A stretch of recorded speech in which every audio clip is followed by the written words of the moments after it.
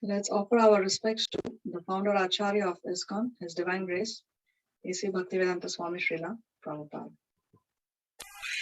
Hare Krishna, Krishna Krishna, Hare Hare, Hare Ram, Ram Ram, Hare.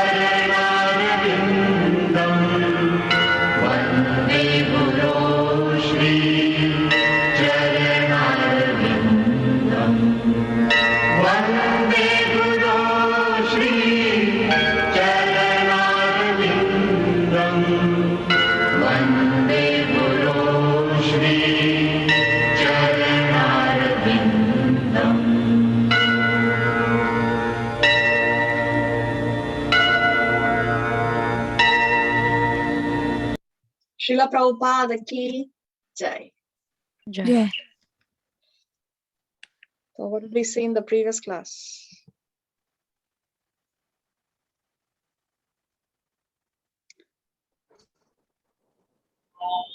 Krishna described the foods, the type of foods in goodness, passion, and ignorance.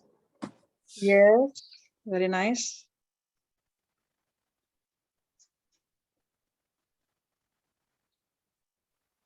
So the chapter begins by Arjuna asking a question, isn't it? What does Arjuna want to know?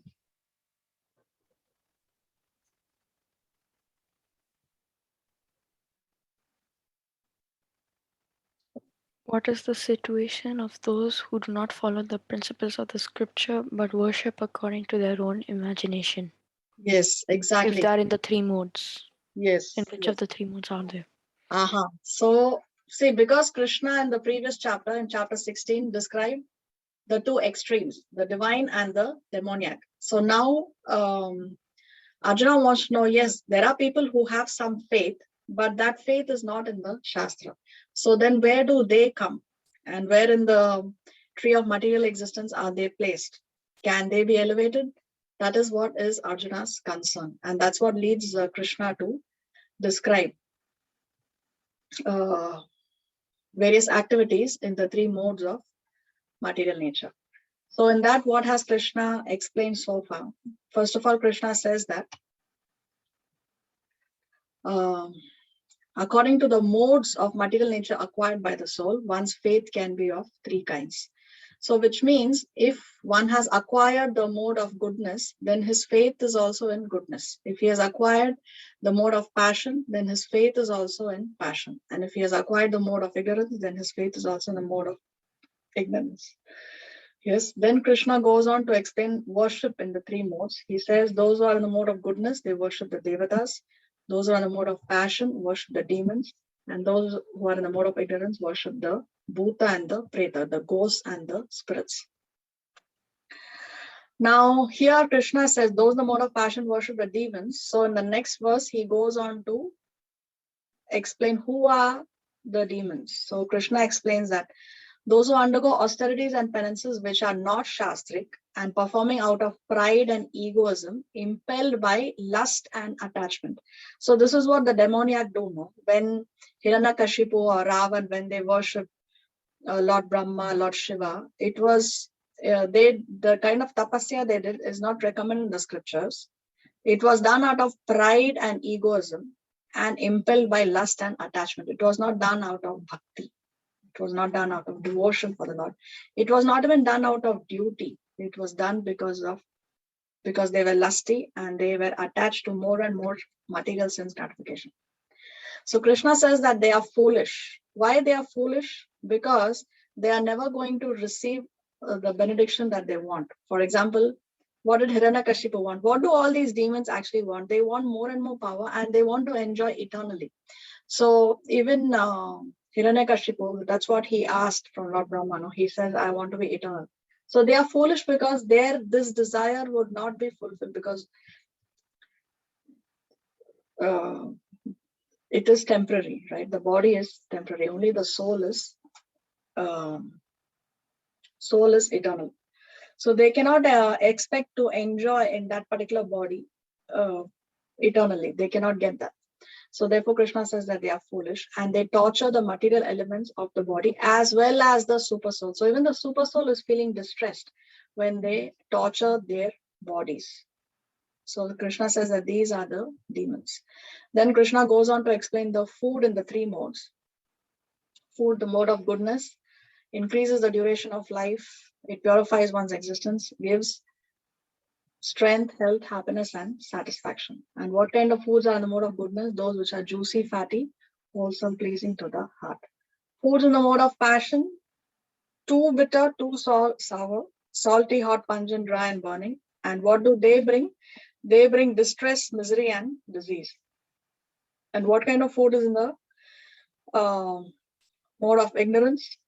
That which is cooked more than 3 hours before being eaten, that which is tasteless, decomposed, and putrid, and that which consists of remnants and untouchable things. So this we have seen in detail in the previous class. Remnants. So when we eat the juta of somebody else, then it brings disease, isn't it? It's not recommended. Only we can have the remnants of the Lord or the pure devotees of the Lord. Untouchable things, things that are not suitable for offering to the Lord, are actually untouchable by us also.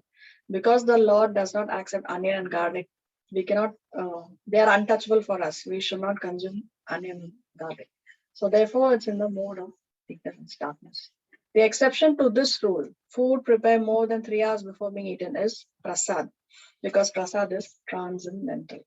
So here we stopped our previous class. Today we have to start from shloka number 11. Before that, please repeat Om Namo Bhagavate Vasudevaya. Om Namo Bhagavate Om Namo Vasudevaya. Bhagavate Vasudevaya. Om Namo Bhagavate Vasudevaya. Om Namo Bhagavate Vasudevaya. Vasudevaya. Om Namo Bhagavate Vasudevaya. Om Om Namo Namo Bhagavate Bhagavate Vasudevaya. Vasudevaya. We need 2 volunteers to read, please. Who can read? Can I read the translation, Mataji? Yes, Mataji Shivani. Thank you so much. And for the other text, 1 volunteer, please. I can do, but I'm doing it from my phone, so I don't know how much will I be able. If you want, I could do it. The other text. Yeah, sure. Thank you. Yeah, it's better. Okay. Thank you, Harman. Is your mom coming, Harman, joining us? Yeah, she will, just in a moment. Okay. I think so anyway. Okay. So let's read this. Section 3.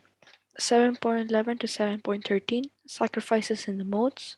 Sacrifices can also be performed in the modes. Dutifully in goodness, fruitfully in passion, unfaithfully in ignorance. Okay, so now let's see what Krishna is describing about the sacrifices in the. Let's hear the shloka. अफलाकाङ्क्षिभिर्यज्ञो विधिदिष्टो य इज्यते यष्टव्यमेवेति मनः समाधाय स सात्विकः.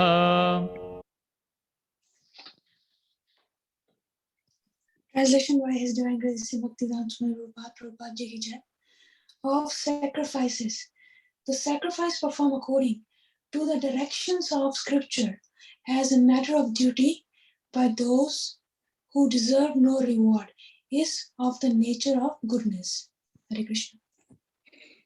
So, sacrifice performed according to Shastra as a matter of duty and desiring nothing in return, that is in the mode of goodness. See, the basic principle of mode of goodness is this, that there is detachment. whether now we are dealing with sacrifice, but all the aspects that are discussed in the chapter, mode of ignorance basically is detachment. One does it as a matter of duty, and that's it, not expecting anything in return. And it's the duty of every civilized being to offer worship to the Lord and to the devotees of the Lord. It is the duty of every civilized being. Therefore, it has to be done without expecting anything in return. So that is in the mode of goodness. Let's see mode of passion. अभिसन्धाय तु फलम् दम्भार्थमपि चैव यद् इज्यते भरतश्रेष्ठ तं यज्ञं विद्धि राजसम्.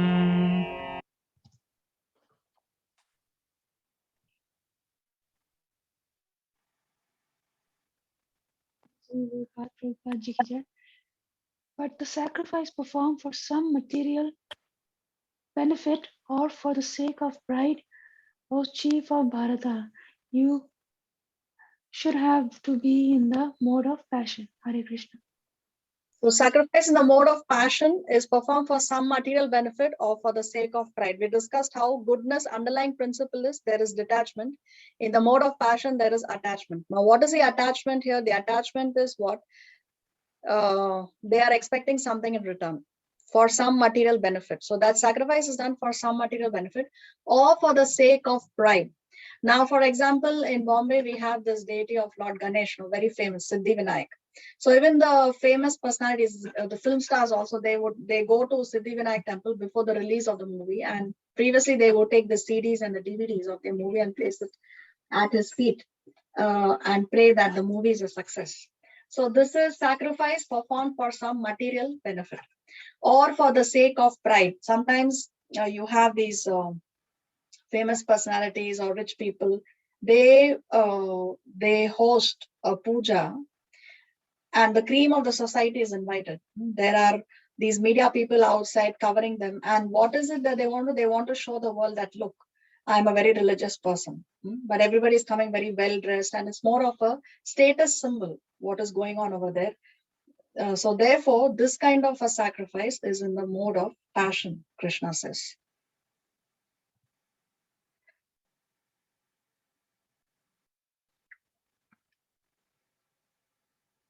विधिहीनम् असृष्टान्नं मन्त्रहीनम् अदक्षिणम् श्रद्धाविरहितं यज्ञं तामसं परिचक्षते. Translation by His Divine Grace A.C. Bhaktivedanta Swami Prabhupada Ji ki jai. Any sacrifice performed without regard of the directions of scripture, without distribution of prasadam, spiritual food, without chanting of Vedic hymns and remunerations to the priest, and without faith, is considered to be in the mode of ignorance. Hare Krishna. So there are 5 points here. Sacrifice in tamoguna, that which is without directions of the scriptures, that is without the scriptural injunctions. Secondly, there is no distribution of prasadam. Third, there is no chanting of Vedic hymns. 4, there is no remuneration to the priest. And 5, there is no faith. So therefore, in ISKCON and any Sanatan Dharma, any yagya also that is done, will have all these 5 elements. It is done according to Shastra. There will be distribution of prasad, which of course Srila Prabhupada has instituted all of this in our institution. There is distribution of prasad, there is chanting of Vedic hymns, and there is remuneration to the priest. If let's say we do some yagya in the house, and we have paid for all the ingredients that are going to be used in the yagya, we have organized the prasad, we have costed all that is going to be used for the prasad, and everything is done, right? We call the priest of the yagya, but we do not pay the remuneration to the priest. Then we will not get the benefit of doing the yagyas, even though we have spent for so many things in that ceremony, and even though we have put in our effort in that. Because if the priest is not paid, then it is considered incomplete. Then whatever benefit was there from that yagya will be credited to the account of the priest, we will not get the credit. Therefore, remuneration to the priest, the Brahmana who's doing the ceremony should be given a donation. Therefore, it is very, very important. And of course, there should be faith. Faithlessness means mode of ignorance.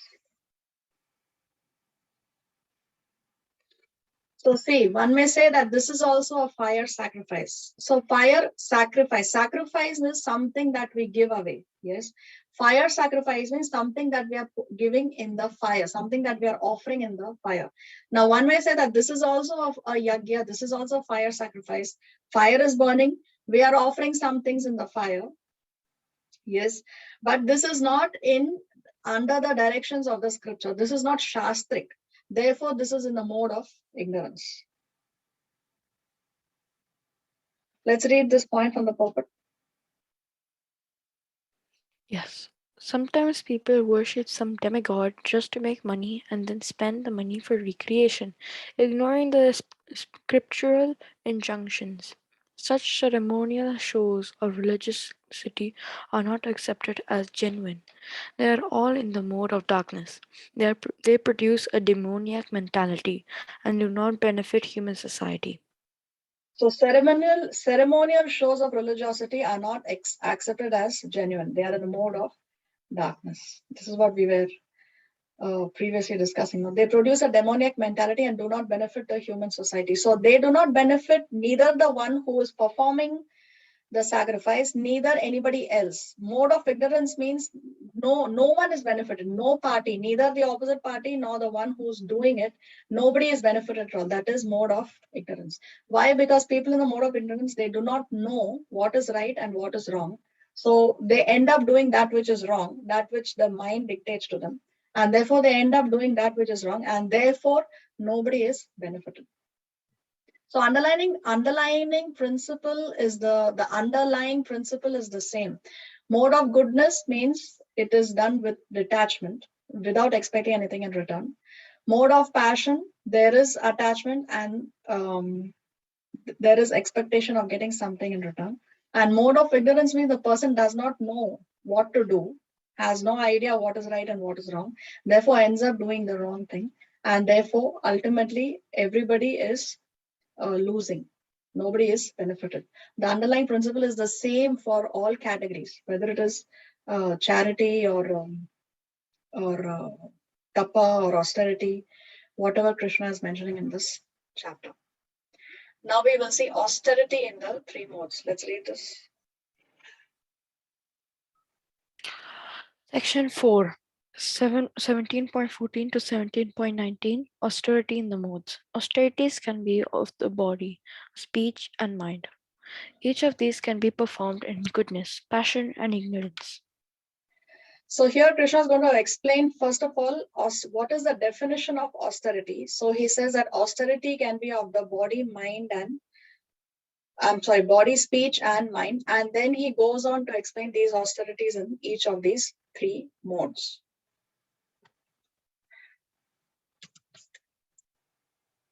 देवद्विजगुरु प्राज्ञ पूजनं शौचमार्जवम् ब्रह्मचर्यमहिंसा च शारीरं तप उच्यते. Translation by His Divine Grace Sri Bhaktivedanta Swami Prabhupada Ji ki Jai. Austerity of the body consists in worship of the Supreme Lord, the Brahmanas, the spiritual master, and superiors like the father and mother, and in cleanliness, simplicity, celibacy, and non-violence. Hare Krishna. So austerity of body consists in worshipping the Lord, the Brahmanas, the spiritual master, superiors like our parents. So anyone basically who is conversant in Vedic knowledge should be respected. So sometimes, not sometimes, but whenever we go to the temple, we offer obeisances to the deities, we offer obeisances to senior Vaishnavas, we offer obeisances to the spiritual master if he's there present physically, or we offer obeisances to the murti of Srila Prabhupada or to a picture of our spiritual master. So that is austerity of the body. Sometimes probably the knee is paining, or the body is too old and we are not able to offer obeisances. So all this comes under the austerity of the body. And also cleanliness, simplicity, celibacy, and non-violence. This is austerity of the body. We have discussed cleanliness externally and internally. Externally, to keep the body clean, sometimes we may have to have a cold water bath. Simplicity, to keep things simple. Celibacy, not to indulge in sense gratification, not to indulge in violence. Although sometimes the instinct may say, I want to hit back. But austerity of the body means we engage in non-violence. Let's see. Oh, this is from the translation only. Okay. Let's see 15. अनुद्वेगकरं वाक्यं सत्यं प्रियहितं च यद् स्वाध्यायाभ्यसनं चैव वाङ्मयं तप उच्यते. Translation by His Divine Grace, Sri Bhaktivedanta Swami Prabhupada, Prabhupada Ji ki Jai. Austerity of speech consists in speaking words that are truthful, pleasing, beneficial, and not taking to others, and also in regularly reciting Vedic literature. After describing austerity of the body, Krishna is describing austerity of speech. Now, what is austerity of speech? Speaking words that are truthful, satyam, pleasing, priyam, and beneficial, hitam. So satyam, priyam, and hitam. It should be truthful, pleasing, and beneficial. Now, somebody may argue that the truth is bitter. If I say the bitter truth, then it may not be pleasing to the other person. So how can I be truthful? And at the same time, how can that truth be pleasing? So the answer to that question is, yes, we have to speak the truth, but we don't have to necessarily speak the truth in a bitter way. We can say it in a polite way. My spiritual master always says that if you want to,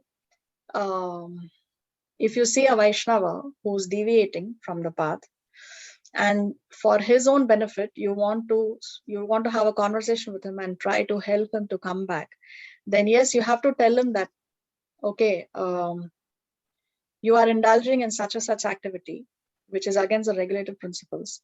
But if you just say this, then you will lose the person forever, because this person may not want to come back and speak to you again. Now, he may feel offended. So what we have to do is speak the bitter truth, but sandwich it between two other truths which will be pleasing to him, saying that Hare Krishna Prabhu, I appreciate your service a lot, or I have always looked up to you, I have always derived inspiration from you, you have been my source of inspiration during so many years, I follow your example in such a thing. So like that, we say nice things, and then in between that we can say that, but the other day I saw you drinking a glass of wine. So is that appropriate? I'm asking this because I like to follow your example. Something like that, if we say, then yes, we have put our message across. And at the same time, we will not lose the person forever. And why do we have to say this? Because it will be beneficial for the person. Hitam. If it is beneficial for the person, then that is austerity of speech. But if the person is not going to benefit from us speaking the truth and from us speaking the truth in a pleasing way, then what is the point in saying it? No? So austerity of speech means it has to be satyam, priyam, and hitam. It should be truthful, pleasing, and beneficial, and not agitating to others. Now, Srila Prabhupada explains in the purport that sometimes the spiritual master has to chastise his disciples. But if one is not his disciple, then it's better not to speak words that will agitate the mind of that person. So a guru can do that to a student, but otherwise it is not recommended. And also in regularly reciting Vedic literature. So austerity of speech does not mean Maunavrat. Many people have this misconception that if I follow Maunavrat, then that is austerity of speech. No, austerity of speech does not mean that we don't say anything. Austerity of speech means we regularly recite Vedic literature. So when we preach and when we glorify the Lord and we glorify the devotees of the Lord, then that is austerity of speech. So speech can either build bridges or walls. How we say things determines whether we are going to build a bridge or a wall between. Even if See, even if it is the truth and even if it is beneficial, but if it is not pleasing to the other person, then it will build a bridge. It will build a wall. It will build a wall, right? But when we say the same truth and the same words for the benefit of the opposite party, but if we say it in a pleasing way, then it will build a bridge. So therefore, we should choose our words carefully. It's always better to build bridges than to build walls. So this we already discussed. Truth is bitter. How then can it be pleasing to the others and not agitate them? Truth is bitter, but it doesn't have to be said in a bitter way. Let's read this from the purport. One should not speak in such a way as to agitate the minds of others. Of course, when a teacher speaks, he can speak the truth for the instruction of his students, but such a teacher should not speak to those who are not his students, and if he will agitate their minds. See, in chapter 2 of the Bhagavad Gita, actually Krishna spoke very strong words to Arjuna in 2.11. Krishna tells Arjuna, let's read 2.11. Yes, the Supreme Personality of Godhead said, while speaking learned words, you are mourning for what is not worthy of grief. Those who are wise lament neither for the living nor for the dead. So what is Krishna saying here is, Krishna is telling Arjuna that you are speaking learned words. You are talking as though you are a wise man, but actually wise people do not lament the way you are lamenting. So in other words, Krishna is calling him a fool. He's saying that you're foolish. You're talking like as though you're a very learned man, but actually you're very foolish. So Krishna is using strong words for Arjuna. But you see, before Krishna could use such heavy words for Arjuna, there was a statement of faith. There was this place, there was this moment when Arjuna surrendered to Krishna, where Arjuna said, what did Arjuna say? Let's read 2.7. Now I am confused about about my duty, and have lost all composure because of miserly weakness. In this condition, I am asking you to tell me for certain what is best for me. Now I am your disciple, and a soul surrendered unto you. Please instruct me. So before Krishna could say those agitating words in 2.11, there was a statement of faith by Arjuna. Arjuna placed his faith in the words of Krishna. He requested Krishna, I am a soul surrendered unto you. Please instruct me. Yes. So this agitating statement of Krishna is preceded by a statement of faith. So therefore, even though it is agitating, it does not matter because sometimes the guru has to come down heavily on the disciple. But if not, then one should not use such agitating words, is what Srila Prabhupada explains in the purport. मनः प्रसादः सौम्यत्वं मौनमात्म विनिग्रहः भावसंशुद्धिरित्येतद् तपोमानसमुच्यते. Translation by His Divine Grace A.C. Bhaktivedanta Swami Prabhupada, Prabhupada Ji ki jai. Any satisfaction, simplicity, gravity, self-control, and purification of one's existence are the austerities of the mind. Hare Krishna.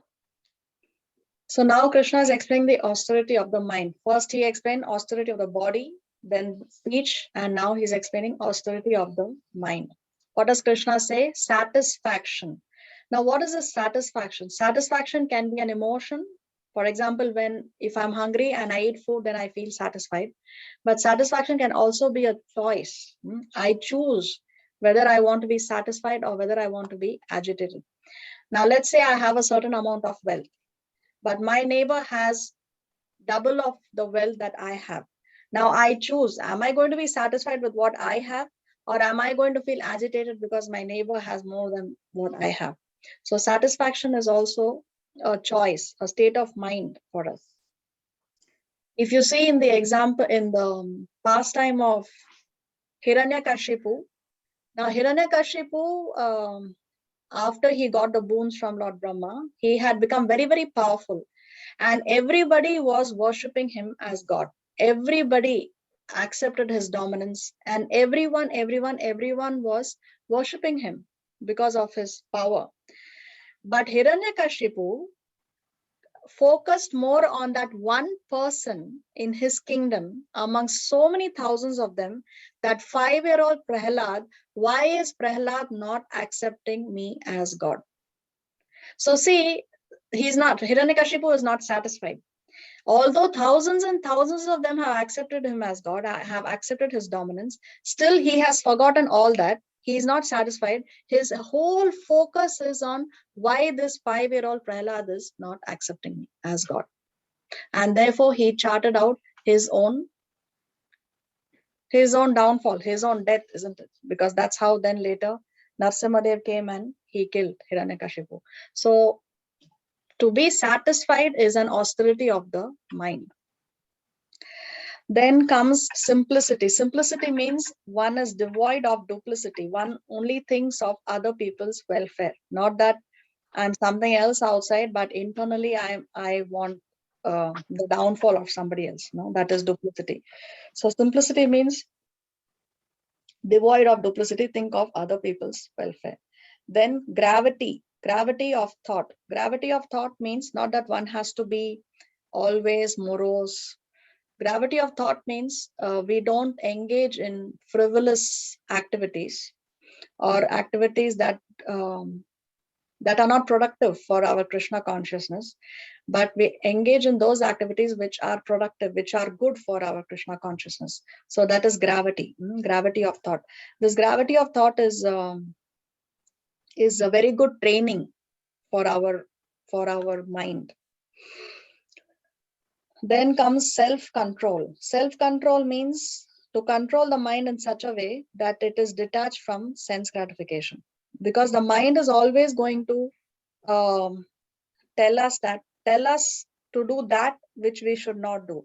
Mind is always hankering for that which we don't have, and mind is always fearful of losing that which we already have. These are the emotions that one goes through if one follows the dictates of the mind. So self-control means controlling the mind, control these emotions, because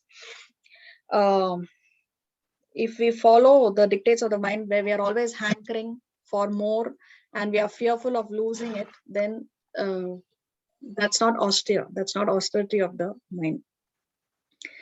And then comes purification of one's existence. Purification of one's existence again by straightforward dealings. When we are straightforward in our dealings with others, then there is purification of one's existence. One's mind remains pure. One's consciousness remains pure. These are the austerities of the mind. Now, out of these three, austerity of the body, speech, and mind, which do you think is the most difficult? Mind. Mind. And which is the easiest amongst the three? Body. Body. Yes, exactly. So austerity of the body is easy. Austerity of the speech is more difficult, but austerity of the mind is most difficult. We may have knee pain, we may have body pains, but we offer obeisances, we worship the elders, we worship our spiritual master. That is possible. But if we have to say that you only speak always that which is beneficial for the others, you only speak that which is always pleasing to the others, is it possible? Is it so easy to always do that? No. So the difficulty level is increasing a notch. And austerity of the mind, even if we can control our speech, how are we going to control the thoughts that come to our mind? The most weird, the most sometimes the most pathetic and the most lusty thoughts also can hit our mind, isn't it? So austerity of the mind is the most difficult amongst the three. So Krishna has mentioned these three austerities in increasing order of difficulty. Now that he has given us the definition of austerity of the body, speech, and mind, now he's going to talk about these austerities in the three modes. So let us see. Shraddhaya paraya taptam tapasthatrividham naraihi afalakankshibhir yuktaihi satvikam parichakshate. Translation by His Divine Grace A.C. Bhaktivedanta Swami Prabhupada, Prabhupada Ji ki Jai. This threefold austerity performed with transcendental Transcendental faith by men not expecting material benefits but engaged only for the sake of the Supreme is called austerity in goodness. Hare Krishna. So again, the same principle, no? In goodness means it is done not expecting anything in return. There is detachment. सत्कारमानपूजार्थं तपोदम्भेन चैव यद् क्रियते तदिह प्रोक्तं राजसं चलमध्रुवम्. Translation by His Divine Grace Sri Bhaktivedanta Swami Prabhupada, Prabhupada Ji ki Jai. Penance performed out of pride and for the sake of gaining respect, honor, and worship is said to be in the mode of passion. It is neither stable nor permanent. So Hare again, Krishna. in the mode of passion, we are expecting something in return for the sake of gaining respect, honor, and worship. That is said to be in the mode of passion. So why is it temporary? It is neither stable nor permanent. That means it is temporary. Why it is temporary? Because for some time, if somebody does a penance in order to gain respect, honor, and worship, yes, for some time we may get the respect, honor, and worship, but it's only a matter of time when such a person will be exposed later. So that kind of respect, honor, and worship is neither stable nor permanent. It is only for a temporary period that one can get it. Let's go to 19. मूढग्राहेणात्मनो यद् पीडया क्रियते तपः परस्योत्सादनार्थं वा तत्तामसमुदाहृतम्. Translation by His Divine Grace Sri Bhaktivedanta Swami Prabhupada, Prabhupada Ji ki Jai. Penance performed out of foolishness with self-torture or to destroy or injure others is to be in the mode of ignorance. Hare Krishna. So mode of ignorance, again, as we discussed, foolishness, and nobody benefits. So this is done to destroy or injure others with self-torture. So self-torture means we are injuring ourselves also, and we are injuring the others also. So nobody gets benefited. Why it is foolish is because one will never get what one is desiring for. Penance performed out of foolishness is in the mode of ignorance. For example, the penance or the tapasya that was done by Hiranyakashipu is performed out of foolishness. Now, what did Hiranyakashipu want? Hiranyakashipu wanted to be eternal. So did Lord Brahma bless him with eternality? He said, no, I cannot give you this boon because I myself am not eternal. Lord Brahma also dies after his 100 years, his 100 years. But then what did Hiranyakashipu think? Okay, I will ask the boon in such a way that I get eternality. So he said, I should be killed neither in the day nor in the night, nor inside the house, nor outside the house. I should be killed by neither man, nor devata, nor animals. I should not be killed by any weapons. So like that, he asked a series of boons, and he said that he thinks that he has outsmarted Lord Brahma, and he said that he has got the boon of eternality from him. But eventually Lord Narasimhadev appeared and he kills him neither in the day nor in the night. He kills him during the Sandhya period. So he kills him neither inside the house nor outside the house. He kills him in between at the doorstep, and he rips him apart with his bare hands. So he did not use any kind of weapon. He's neither animal nor human being. He's half animal and half human being. So like that, you see, penance is performed out of foolishness. It's foolish because they can never really get that kind of a boon that they are expecting to get. See, he did tapasya like this for so many years. He was his entire body was eaten up by ants. There was just some life air left, and the bones also were exposed in his body. So much of tapasya he did, and what did he get to enjoy? Only for 6 months. Within 6 months, he was killed by Narasimhadev. So this is also the difference what we were discussing, not here, but in slot 1, we were discussing the previous class, the difference between the boon of the given by the demigods and the boons given by Vishnu Tattva. When the demigods give you a boon, that boon is temporary because the demigods themselves are temporary. So they cannot enjoy it for long extended periods of time. But the boons given by Vishnu Tattva, that is eternal. Now we go to charity in the three modes of material nature. Let's read this.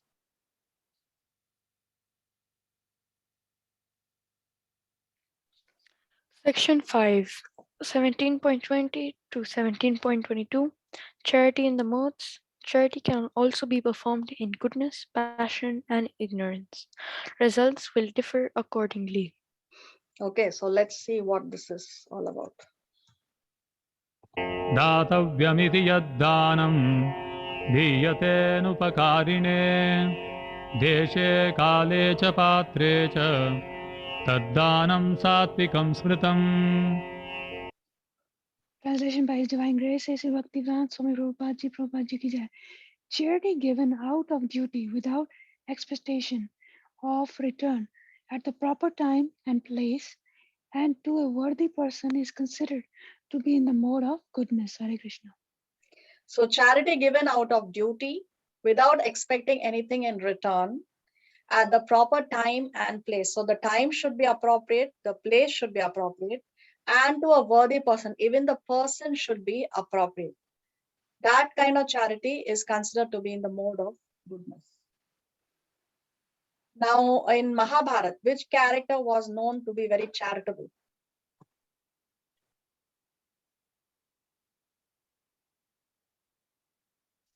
Was it Yudhishthir? Karna.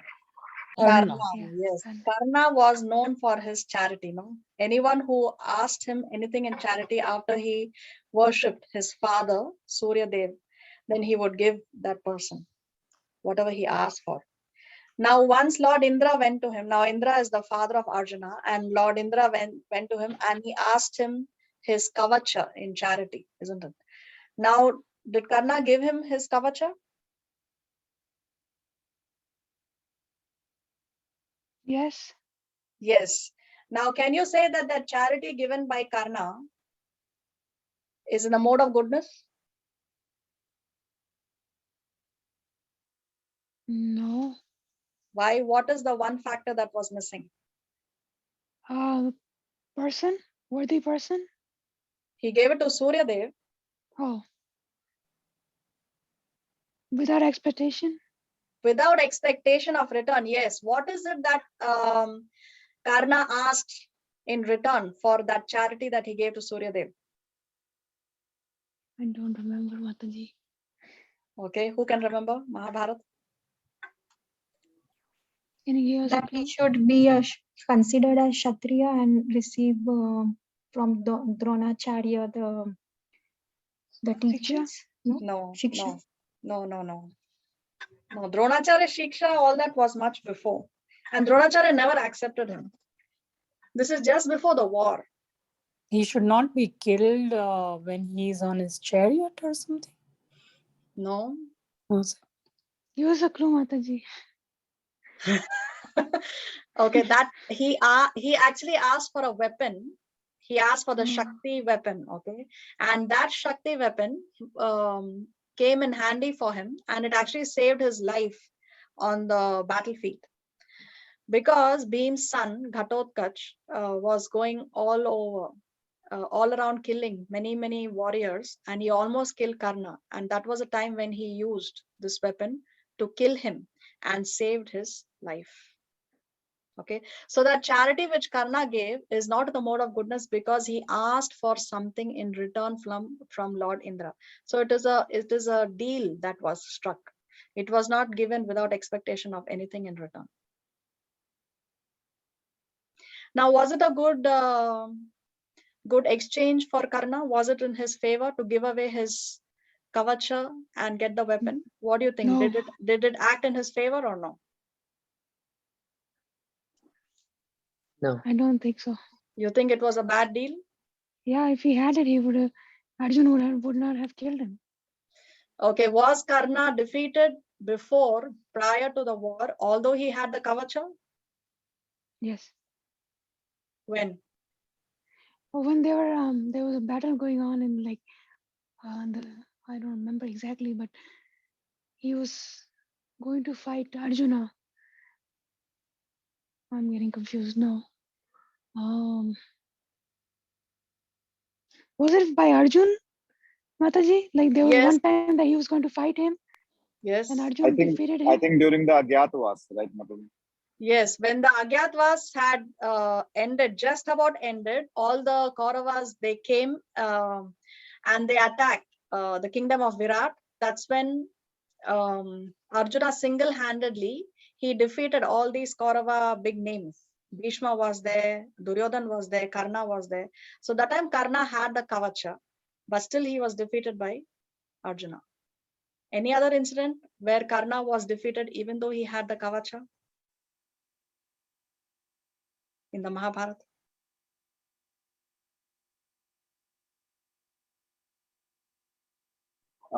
In Swayamvar, in Draupadi Swayamvar. In Draupadi Swayamvar also, he was defeated. Yes, very nice. Then, But any other incident? Mataji, but there he was not even allowed to, like hit the fish because he was, told that you're not a warrior, like you're Yep. not a Kshatriya. Otherwise, he would have won, right? Yeah. He was not allowed to participate in the Swayamvar, but later there was a clash between the two parties where Karna was defeated. Okay. One more time when Karna was defeated by very so-called insignificant people.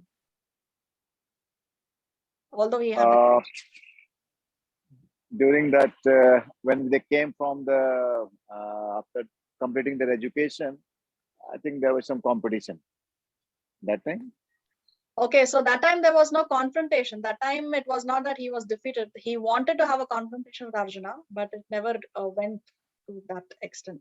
So that we cannot include. Was it when Duryodhan was taken captive? Exactly, yes. Bingo. So when Duryodhan was taken captive, these tribal people, they attacked and Karna at that time was defeated even by these tribal people, although he had the Kavacha. So actually Karna fled from the scene and eventually he was rescued by Arjuna and Bhim. Okay, so there are these instances when Karna was defeated, although he had the Kavacha. So actually, the deal that he struck with Indradev was to his advantage because eventually, in return for the Kavacha, he got the weapon by which he was able to save his life. Okay, so anyway, this is a little off track. The point is, when charity is given without expectation of return, only then it is in the mode of goodness. But if we want something in return, then it is a business deal. It is not charity. At the proper time and place. So the place should be proper. If the place is a holy dham, then it is very, very appropriate at a proper time. So there are auspicious times of the day, no? During the eclipse or at the end of the month, like that, there are auspicious times also to give charity and to a worthy person. Charity should be given to a Brahmana, to a Vaishnava. Charity should not be given to an unworthy person. If a person is going to use the charity for his own sense gratification, let's say I give some money to a beggar on the street, but then he goes and he purchases drugs, or he goes and purchases alcohol, or he purchases cigarette, then that kind of charity is not in the mode of goodness. Let's go to 21. यत्तु प्रत्युपकारार्थं फलमुद्दिश्य वा पुनः दीयते च परिक्लिष्टं तद्दानं राजसंस्मृतम्. Translation by His Divine Grace A.C. Bhaktivedanta Swami Prabhupada Ji ki jai. But charity performed with the expectations of some return or with a desire of fruitive results or in a grudging mood is said to be charity in the mode of passion. Hare Krishna. So expectation of some return. This is the exact opposite of what we saw previously. No, when charity is performed with the expectation of return, with a desire for fruitive results. Let's say I'm giving this charity because I want to go to heaven. I want to go to Swarga. So then that is charity in the mode of passion. Or in a grudging mood. I don't want to give this charity, but because my senior or because my father or because my in-laws insist that I should give this amount of charity to the temple or that I should donate this to this institution, therefore I am giving this charity, but I just don't want to do it now. So when I give charity in a grudging mood, then that is charity in the mode of passion.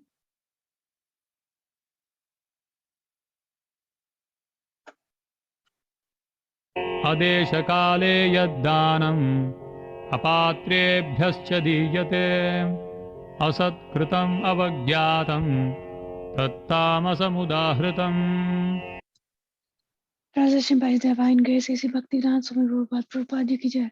Any charity performed at any impure place, at any improper time, or to unworthy persons, or without proper attention and respect, is said to be in the mode of ignorance. Hare Krishna. So mode of ignorance is exact opposite of mode of goodness. They are just two opposite sides of the pole.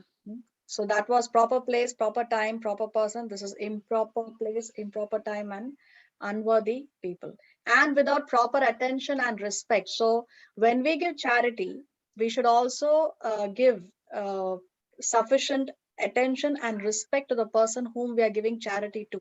If we insult and give charity, even if the person is worthy, right? If the person is a Brahman or a Vaishnava and we are giving charity to the person, but we are not giving the person his due respect, then it is in the mode of ignorance. So see, this is charity, improper place, improper time, and to the unworthy person. Because what is he going to do with the money that he's going to get in charity? He's going to use it for drugs, his own sense gratification. See, Srila Prabhupada explains very nicely in this purport of the Srimad Bhagavatam. He says that when money is given in charity to a non-Brahmin, then that money is returned in the next life in the same proportion. So if we are giving in charity, the law of karma is like this. Okay, if we give in charity, let's say 1 gold coin, then the karmic reaction is what? We also get 1 gold coin. The law of karma, giving charity to a non-Brahmana. Then Prabhupada says, if it is given in charity to a half-educated Brahmana, so it's given to a half Brahmana, he's not a fully qualified Brahmana, but a half Brahman, even then the money returned is double. So if we give 1 gold coin to a half Brahmana, then the karma for that we get 2 gold coins in return. Then Srila Prabhupada explains, if the money is given in charity to a learned and fully qualified Brahmana, then the money that is returned is 100 and 1,000 times. So we get 100 or 1,000 gold coins back if we give money in charity to a fully qualified Brahmana. However, what category is left? Which is higher than a Brahmana? Vaishnava. A Vaishnava, isn't it? So if money is given to a Veda Paraga who is fully realized on the path of the Vedas.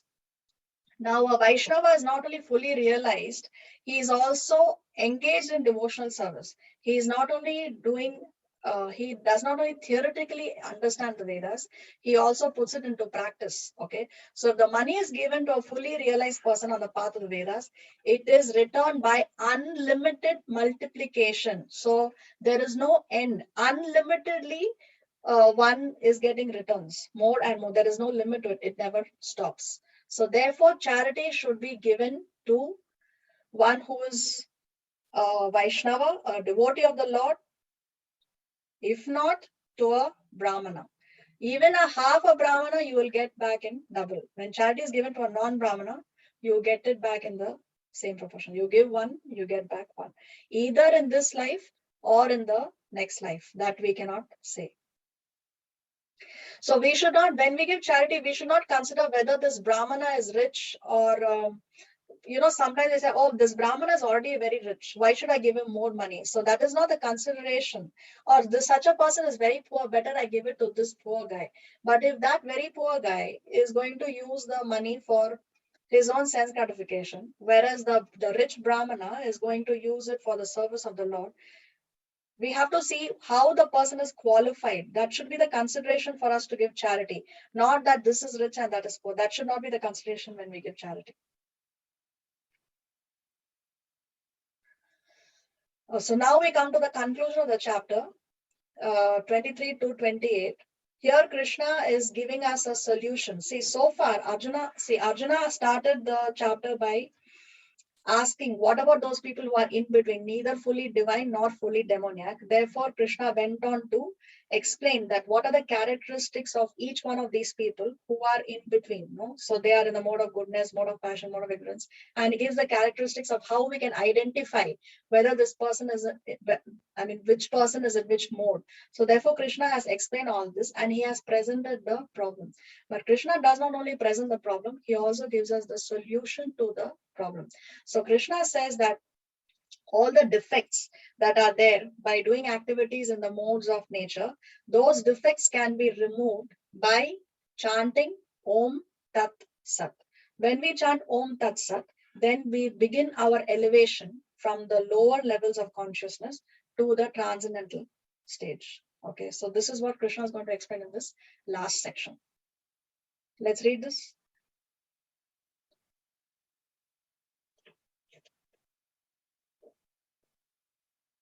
Harman, are you there? Yes. Section 6, 17.23 to 17.28. The conclusion. Om Tat Sat. All activities are contaminated by the modes. These defects can be offset by acting, even if within the modes of nature, in Krishna's service. Om Tat Sat. Conclusion is that when sacrifice, penance, and austerity are performed without faith in the Supreme, without a transcendental goal, they are useless in this life and next. Okay, so let's see this section. So see the categories of faith. Krishna is dividing, he's giving us these categories. The lowest is people who are completely materialistic, faithless. So that's what Krishna described in the previous chapter. Non-scriptural faith, people who have faith, but not in the Shastra. So that faith is not based on the Shastras. Non-scriptural faith is what Krishna has been describing in this chapter, isn't it? Those who are in between. Then higher than that is the scriptural faith, karma kanda. For example, if I want to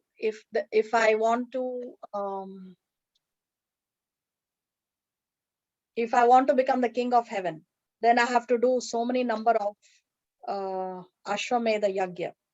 So therefore, I do so many Ashwamedha Yagyas so that I can become the king of heaven. I can take the post of Indra. So that is scriptural faith. I'm placing my faith in what the Shastra says, and I do those activities. But that comes under the Karma Kanda section of the Vedas. Karma Kanda section of the Vedas means what? Those activities by which I will get some fruitive activities. I expect something in return. But higher than scriptural faith is transcendental faith. It is that part of the Shastra that teaches us how to love Krishna, how to go back home, back to Godhead, how to go back to Krishna. That is transcendental faith. So we know the Vedas have 4 subject matters. What are the 4 subject matters of the Vedas? Dharma, Artha, Kama, and Moksha. So the Vedas take us from a lower understanding to a higher understanding. What is Dharma? Religiosity. But what kind of religiosity? Material religiosity. Material religiosity means I do something, I worship the Lord, but I want something in return. So when I worship the Lord, when I do dharma, when I do that material religiosity, then automatically what I'm getting? Artha. Dharma, artha. Artha means what? Economic development. So therefore, I am now economically, I am comfortable. Then after dharma, artha, what comes? Kama. Kama means what? Sense gratification. Now when I'm economically sound, then obviously the person is going to engage in sense gratificatory activities. Eventually, then the Vedas take us from dharma, artha, kama to finally takes us to moksha. How we can take to liberation? How can we go back home, back to Godhead? So this is the ascending process of the Vedas. Okay. So scriptural faith means following the karma kanda section. The upasana kanda, the section of worshipping the Supreme Lord out of love, that comes much later in the Vedas. So that is higher, that is transcendental faith. So verses 23 to 28 in this last section talk about how one can transition from transcendental faith, transition to transcendental faith from non-scriptural faith. From here, how we can elevate ourselves and come to this level. This is what Krishna is going to explain in this last section. Let's see 23. ॐ तत्सदिति निर्देशो ब्रह्मणस्त्रिविधः स्मृतः ब्राह्मणास्तेन वेदाश्च यज्ञाश्च विहिताः पुरा. Translation by His Divine Grace, A.C. Bhaktivedanta Swami Prabhupada, Prabhupada Ji ki Jai. From the beginning of creation, the three words Om Tat Sat were used to indicate the supreme absolute truth. These three symbolic representations were used by Brahmanas while chanting the hymns of the Vedas and during sacrifices of for the satisfaction of the Supreme. Hare Krishna. So the absolute truth, Prabhupada explains, is referred to by these three words, Om, Tat, Sat. In other words, they are the three other names for God. So the Supreme Lord is indicated by these three names, Om, Tat, and Sat. And previously, when Lord Brahma, he performed sacrifices, then he indicated the Supreme Lord by these three names. So when we recite Om Tat Sat, then it purifies the activities. All inauspiciousness can be removed. That's the significance of Om Tat Sat. So irrespective of whether the activity is in a mode of goodness or passion or ignorance, if we just use these three words, Om Tat Sat, then it will help us elevate ourselves from this level, non-scriptural faith to transcendental faith. The gradual progress can be attained. Can I ask you one question, Mataji? Yes. So, Om Tat Sat, anybody can say that? Like, I mean, a common person can use it, or is it like for like, because I've seen like, His Holiness Japata Guru Maharaj Ji always says that Om Tat Sat. But I've never heard it from any other Guru Maharajas. Yeah, see, that's what, see, if you see the early letters of Srila Prabhupada also, or the early prefaces that Prabhupada has written, he also uses these words, Om Tat Sat, if you observe. So yes, it is recited by anyone who's doing that austerity or tapasya or charity, the different things that Krishna has mentioned in this chapter in the different modes. Those things can be purified by the one who is doing that particular activity. Okay, for example, here you see the Brahmanas are performing a fire sacrifice here. So therefore they would use this word Om Tat Sat to purify anything that was done in the mode of passion or ignorance or even goodness. See, Srila Prabhupada explains that whether it is mode of goodness or mode of passion or mode of ignorance, whether it is first class, second class, or third class, still at the end of the day, it is within the realm of materialistic activity. Even mode of goodness is still material. It's not in the transcendental mode. So there is some contamination. There is some contamination even in the mode of goodness. So therefore, Srila Prabhupada explains that, of course, we want to place ourselves in the transcendental mode.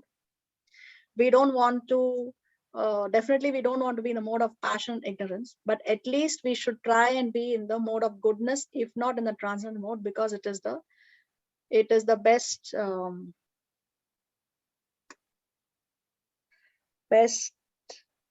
platform from which we can go to the transcendental mode. So in order for us to get that elevation, then the person who's performing this activity, he uses these words, Om Tat Sat. Okay, thank you, Mataji. You're welcome. Okay, let's see 24. तस्मादोमित्युदाहृत्य यज्ञदानतपः क्रियाः प्रवर्तन्ते विधानोक्ताः सततं ब्रह्मवादिनाम्. Translation by His Divine Grace, A.C. Bhaktivedanta Swami Prabhupada, Prabhupada Ji ki Jai.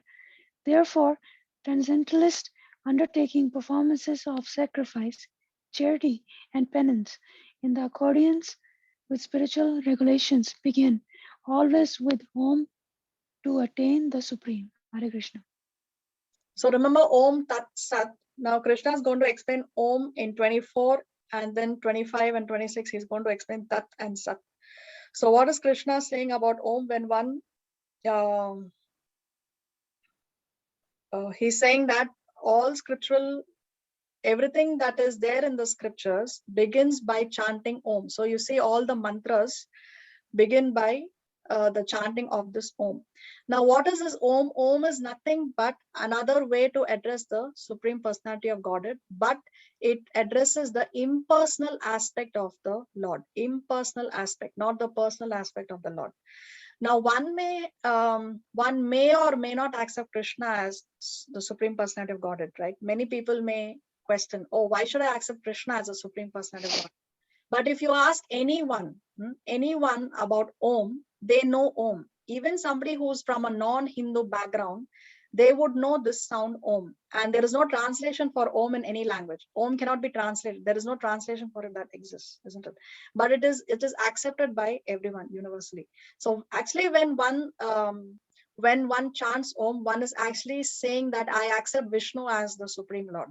That's what is meant, because he's addressing the Supreme Lord. Only thing is he's addressing the impersonal aspect of the Lord.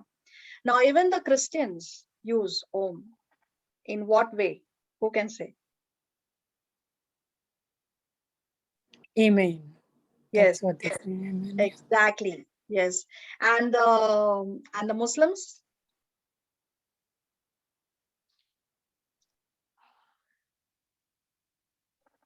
How do they use Om?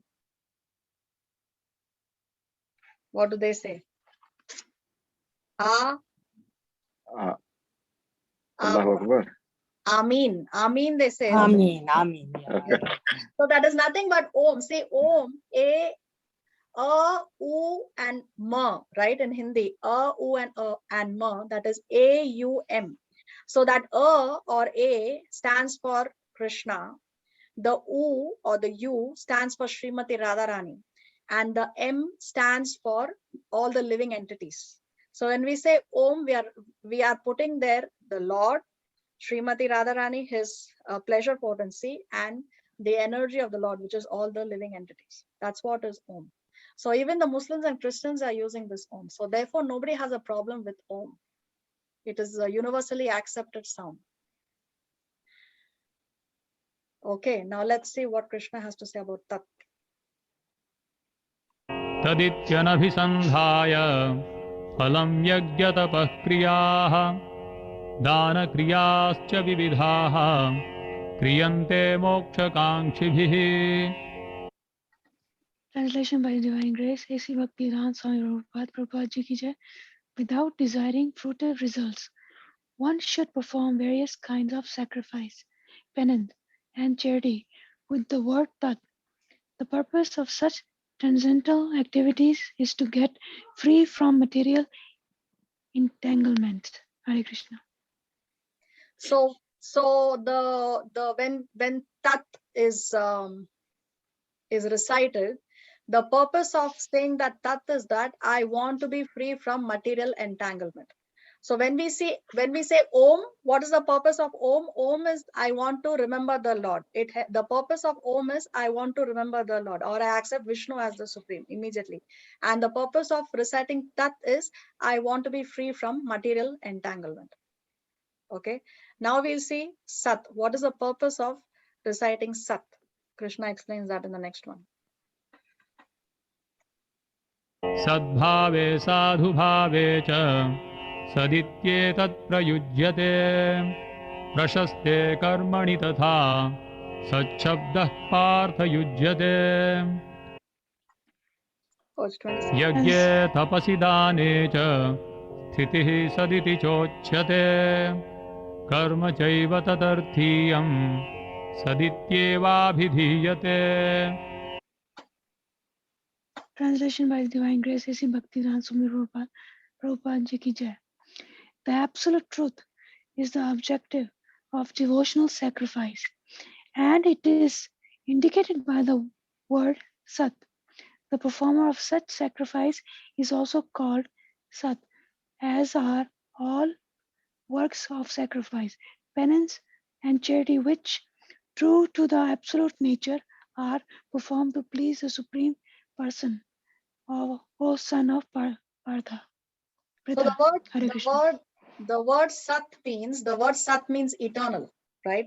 So the absolute truth is eternal. God is eternal. There was never a time when the Lord did not exist, nor will there ever be a time when the Lord will not exist, right? So Sat means eternal. So the Lord is eternal. The performer of such sacrifice is also Sat. So the living entities are also eternal. And also the works of sacrifice, penance, and charity. Even this is eternal because the result of this we get is eternal, right? It does not go with death. We get the benefit even after death, life after life after life. And what is the objective of chanting this Sat? We want to please the Supreme Lord by our activities. So we engage in these activities in order to please the Lord. So Om Tat Sat. Om is the absolute truth. So this absolute truth, he is our supreme goal. How to attain Om, how to attain the supreme goal? By detachment. That is why we chant Tat. So we get detached, and then there is detachment, and also we have to engage in activities to please the Supreme Lord. So therefore Sat. So therefore when we chant Om Tat Sat, that helps us to get elevated from this level of non-scriptural. Some faith is there, but it is not in the Shastras. So that helps us get elevated from this level to transcendental faith. So therefore, whatever activity we do, irrespective of whether it is goodness or passion or ignorance, if we chant Om Tat Sat, then it will help us come to this level of transcendental faith. But of course, we as devotees are more intelligent than that. We don't want to go through the slow process, step-by-step process. When we take to Krishna consciousness, then immediately we are elevated to the level of transcendental mode of goodness. Yes. Now, after explaining what is Sat, one may say, okay, so this is Sat, this is eternal. Now, what is Asat?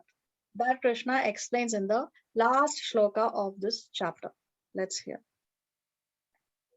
अश्रद्धयाहुतं दत्तं तपस्तप्तं कृतं च यत् असदित्युच्यते पार्थ न च तत्प्रेत्य no इह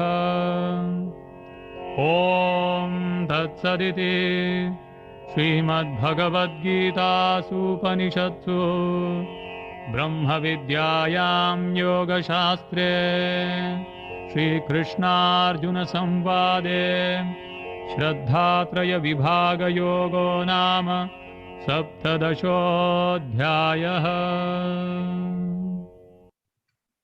Translation by His Divine Grace is Bhaktivedanta Swami Prabhupada, Prabhupada Ji ki Jai. Anything done as sacrifice, charity, or penance without faith in the Supreme, O son of Pritha, is impermanent. It is called asat and is useless both in this life and the next. Hare Krishna. So what is Asat? Asat is that, impermanent is that which is done without any faith. So if you do any sacrifice, charity, or penance, but without faith, then that is Asat, Krishna says. And that is useless both in this life and in the next. It does not give us any benefit in this current lifetime, nor will it give us any benefit in the next lifetime. So on that note, Krishna ends this chapter. Anyway, what is the conclusion? The conclusion is, a devotee would take to Krishna consciousness and avoid the gradual elevation. Gradual elevation, okay, first I go through the Karma Kanda section, I go through Karma Kanda activity, I go through Dharma, then Artha, then Kama, then I come to the level of Moksha. No. When we take to Krishna conscious activities, and immediately we can elevate ourselves. We don't have to go through the gradual process, so that we don't have to wait for more lifetimes. We can attain perfection at the end of this lifetime itself if we take to Krishna consciousness. Srila Prabhupada has explained, if you chant 16 rounds, minimum of 16 rounds every day, and follow the 4 regulative principles, then you can go back home, back to Godhead at the end of this lifetime. So we don't want to go through this gradual process. Better to take to Krishna consciousness and immediately be transferred to this, to the supreme destination. Now see, identity, activities, destiny. What is it that we are identifying with? If we identify with the body or with the comforts of this body, if we identify with wealth, power, and glamour, and we are going to worship that, which can give us wealth. So some people worship wealth, no? Oh, my money, everything is for them is their money, their power, their glamour. Then at the time of death, they are not going to able to attain the supreme destination. Whereas on the other side, if one identifies with the Lord and dovetails all of one's activities in Krishna conscious activities, then at the time of death, one can attain the supreme destination. So our destiny is determined by our activities, and what activities we do depends on what we are identifying with. What we are identifying with. If we identify ourselves with the body, remember the first lesson that Krishna gave to Arjuna right at the beginning was, you are not this body, you are spirit soul. So are we still identifying ourselves with the body, or have we identified ourselves as spiritual beings who are eternally the servants of Krishna? You can see here, this person is chanting the holy name. So his destination is what? Here. Either he goes to Vaikuntha or he goes to Goloka. He goes to the spiritual realm. Now, this person is the mode of goodness, taking care of the plants, taking care of Mother Earth, good karma. So therefore, she can be transferred to the heavenly planets. You can see this is the material universe. So there are 14 planetary systems. So mode of goodness will lead one to the high heavenly planets. When one is in the mode of passion, that will take one to the earthly planets. And when one works in the mode of ignorance, then that takes one to the lower planets, the hellish planets within the 14 planetary system.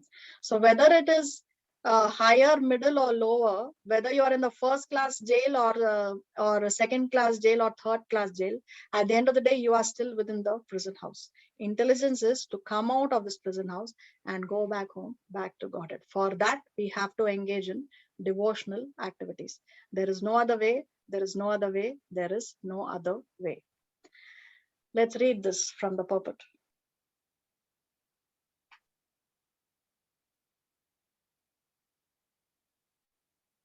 Although there is a process of gradual elevation, if one, by the association of pure devotees, takes directly to Krishna consciousness, that is the best way, and that is recommended in this chapter. To achieve success in this way, one must first find a proper spiritual master and receiving training under his direction. Then one can achieve faith in the Supreme. Hare Krishna. So this is the conclusion which we already discussed now, that instead of taking the gradual elevation process, it's better to directly take to Krishna consciousness, which is the fastest way and the best way. And how to do that? First of all, we have to surrender to a bona fide spiritual master, and under his instructions, we chant our 16 rounds, follow the 4 related principles, and then we can go back home, back to Godhead. By the mercy of Krishna, we get a guru. By the mercy of Guru, we get Krishna. Mataji, can I ask you one question? Yes. Like 2 slides back, like when you were showing us the more, yeah, here. So, like I know our purpose is not to be in the mode of goodness or ignorance and passion. But if one is situated in the mode of goodness, can they, like instead of coming back to this material world from the mode of goodness, the planet you're in, can you go to Goloka from there? Directly from here, you're saying from these 14 planetary systems, go directly to Goloka without If coming you're in back? mode of goodness and you're in one of, So mode of goodness will take us to the higher planetary systems, right? So here in the 14 planetary systems, the highest planet is of Brahma Loka. So my understanding is only from Brahma Loka, there is the chance of going to Goloka. If in Brahma Loka, we perform again devotional service. So those who are in Brahma Loka, if they can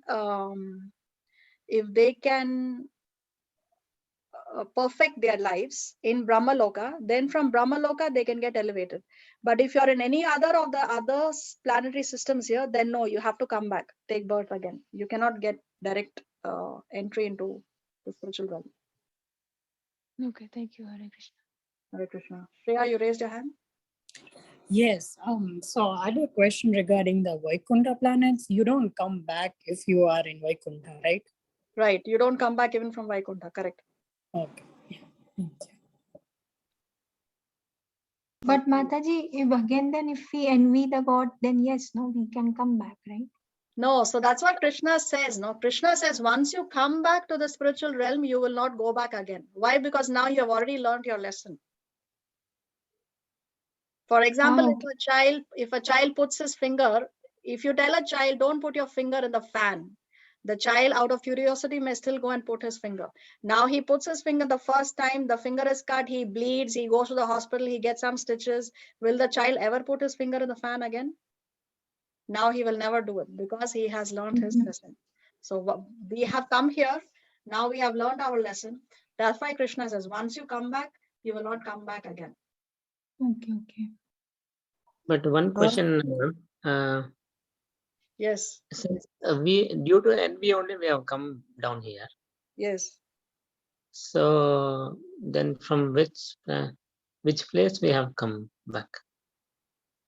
Yeah, we don't know where we were residing. We may have been in Vaikuntha or we may have been in Goloka. From wherever we have been residing, we don't know. That depends on what was our natural attraction. No, if our natural attraction is to Narsimadev, then we were in the planet of Narsimadev in the Vaikuntha planet. If our attraction is to Lord Ramachandra, then we are in that part of Goloka, which is dedicated to Lord Ramachandra. That depends. Now, where we were originally depends on whom we are naturally attracted to. That we cannot say. But No. if we have a natural attraction to any Vishnu Tattva, then that can be an indication. It can be an indication of where we were previously. But in case we were in Goloka, Yeah. but there is no chance of envy there, right? Why or not? Is there a chance? Yes. Envy, because no matter whether you're in Goloka or Vaikuntha, you always have your free will. Remember that. You always have your free will. Okay, got it. Yeah, Harman? So if we were so right now, if we were so we are attracted to the ones that we used to reside in. Yes, if you have a natural attraction to a particular Lord, Vishnu Tattva, then it's an indication of where you were previously. It may be an indication. It's not 100% true. No, it may or may not be, but yes, it can be. The possibility is there. Even services like that. If you are attracted to a particular service, okay, it may be an indication of what your original service was to Krishna when you were in the spiritual realm. Everybody, every resident of the Vaikuntha or the Goloka planets, each of them has an exclusive service to the Lord. Okay. So let's say your service to you are very much attracted to, let's say you love making garlands for the Lord, making of garlands. Maybe in the spiritual realm, every day you are making garlands for the Lord. So somebody, some people like to cook, some people like to serve, some people like to preach, some people like to stitch the clothes of the deity. So we have a natural attraction to a particular seva. So that attraction that we have may be an indication of the seva that we had in the spiritual realm. Same thing with deity also. It may be. Okay. Thank you. You're welcome. How come we were all envious of Lord? Like so many souls, right? How come we were all envious of God and how we came here? Like, were there not other souls in Goloka who might have come back to Godhead, after coming to this earthly planets, would have told us not to go? Yes, but again, we have our free will. But how so many of us? Yeah. No, we think that we are many of us, but it's a very small percentage of the population which is in the material realm compared to the population that is there in the spiritual realm. It's a very small percentage. Just like how in a city there is a jail, right? Most of the population is in the city and a very small percentage of the population is in the jail, isn't it? So like that, this material world is a prison house. And a small percentage of the original population is in the prison house. Very small percentage.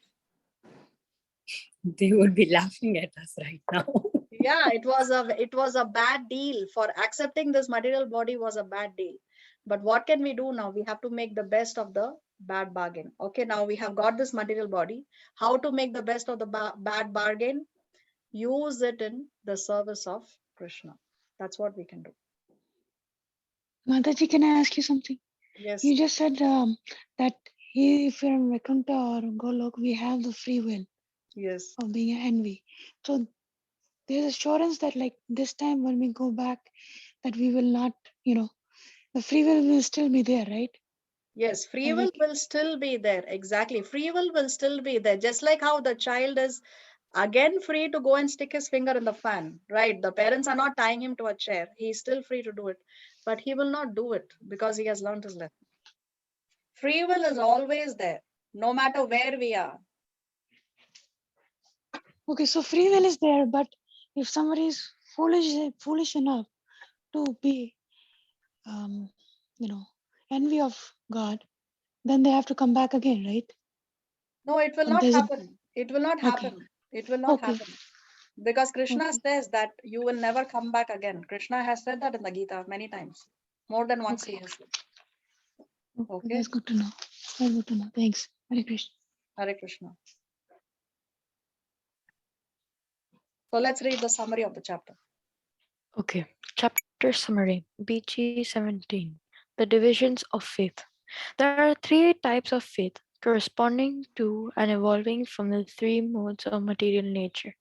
Acts performed by those whose faith is in passion and ignorance yield only impermanent material results, whereas acts performed in goodness in accord with scriptural injunctions purify the heart and lead to pure faith in Lord Krishna and devotion to him. Let's see the shloka wise summary of the chapter. Verse 1. Arjuna inquires about the position of one who concocts some method of worship according to his own imagination, ignoring scriptural regulations. Is that kind of faith in goodness, passion, or ignorance? Verses 2 to 6. In response, Krishna explains that there are three types of faith, corresponding to and evolving from the three modes of nature. Verses 7 to 22.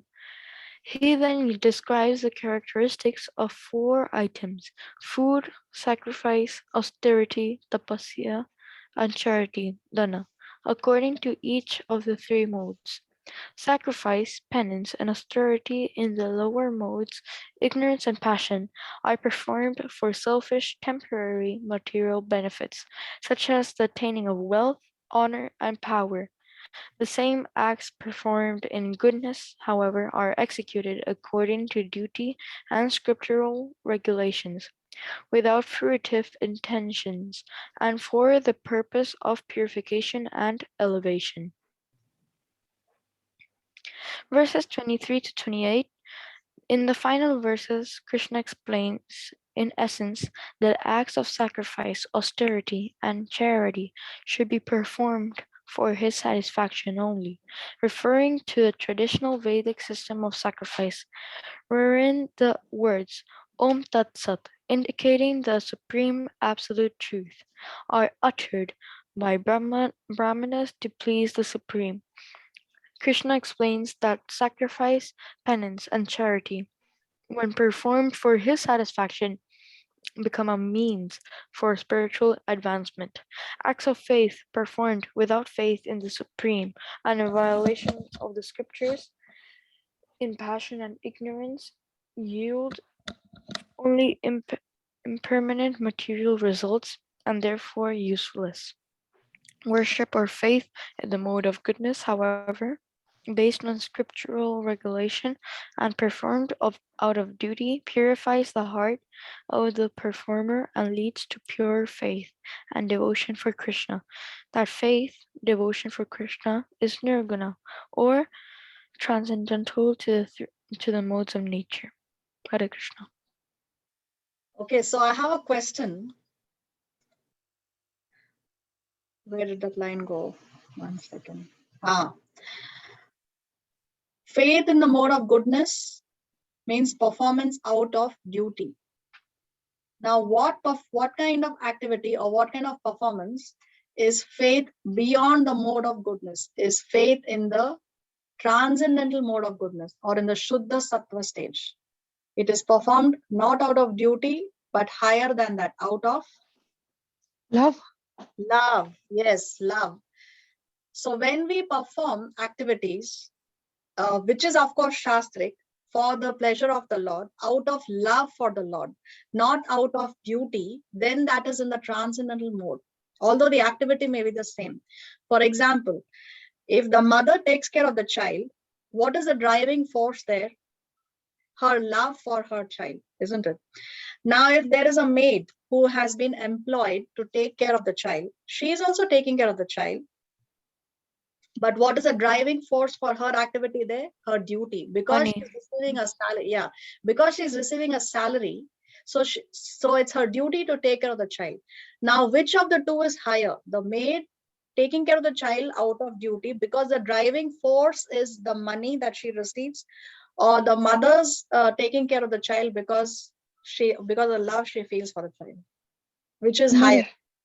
Yes, the mother's love is higher, isn't it? So yes, performance out of duty is in the mode of goodness. Very nice. But higher than that is when it is performed out of love. That is in the transcendental mode of goodness, in the Shuddha Sattva stage. It's not in the Sattva Guna, it is in the Shuddha Sattva stage. So with that, by the mercy of Guru and Krishna, by the mercy of Srila Prabhupada and Krishna, we come to the end of chapter number 17. Shri Srimad Bhagawad Gita ki jai. Jai. Prabhupada ki jai. Jai. Okay, nice to see you, Komal, after a long time.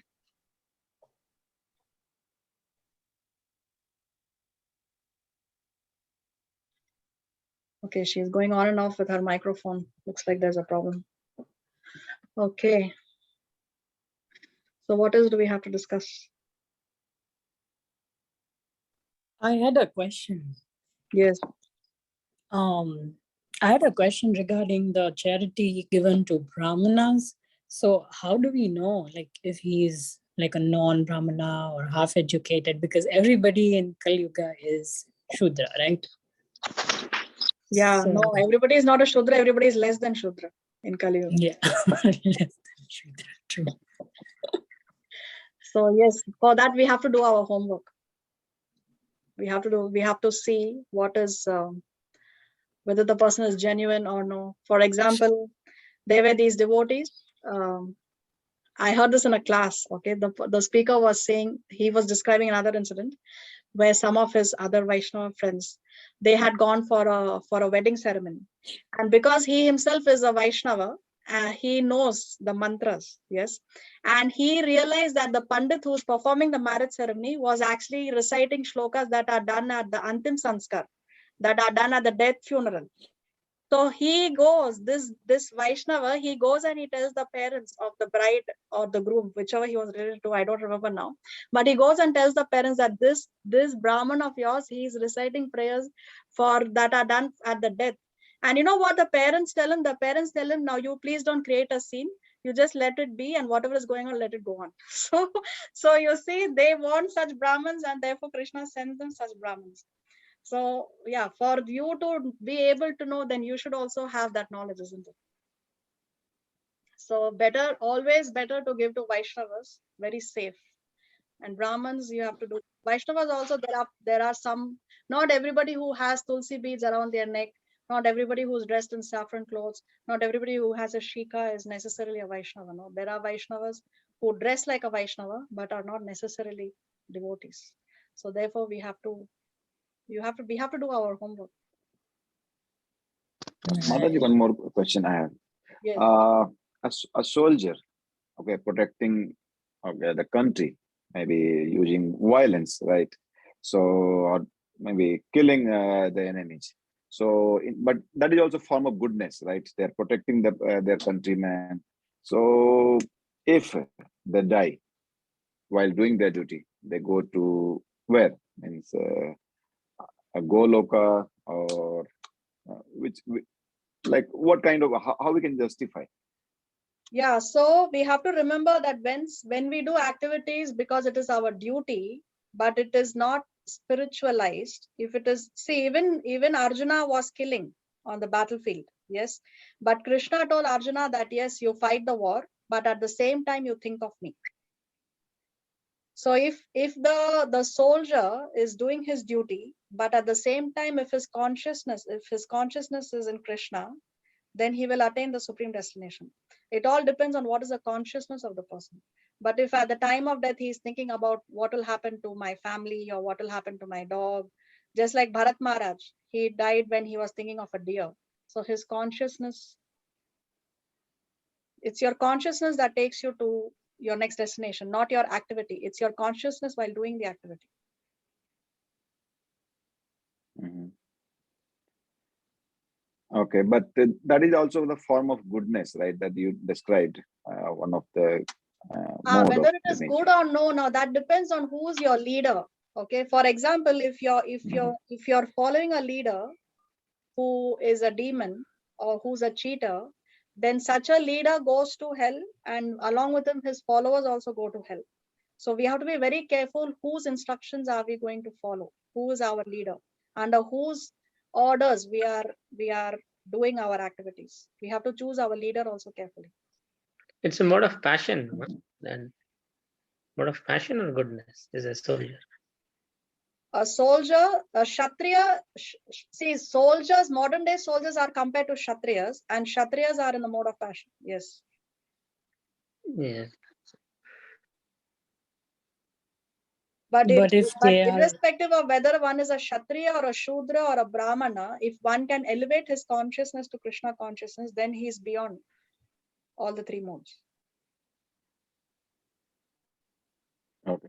I saw some video, I think you shared or someone, during the Ukraine-Russia war. Some soldier was chanting, okay, the Hare Krishna mantra.